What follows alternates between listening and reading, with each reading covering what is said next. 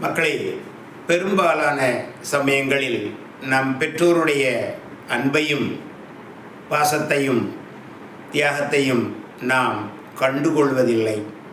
அவர்களை உதாசீனப்படுத்துகின்றோம். பிற்காலத்தில் அவர்கள் செய்த அன்பையும் தியாகத்தையும் பாசத்தையும் உணரத் தொடங்கும்போது பெரும்பாலும் அவர்கள் நம்மிடையே இருக்க மாட்டார்கள். இது ஒருபுறம் இருக்கட்டும்.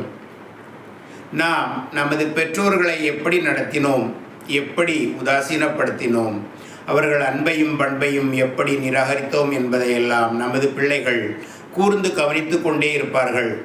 அதைத்தான் பிற்காலத்தில் நம் வயோதிக காலத்தில் நமக்கும் செய்வார்கள். அப்பொழுது நமது மனது வலிக்கும், மனது துடிக்கும். ஆனால் ஒன்றுமே உங்களால் செய்ய முடியாது. ஏனென்றால் காலம் கடந்துவிடும்.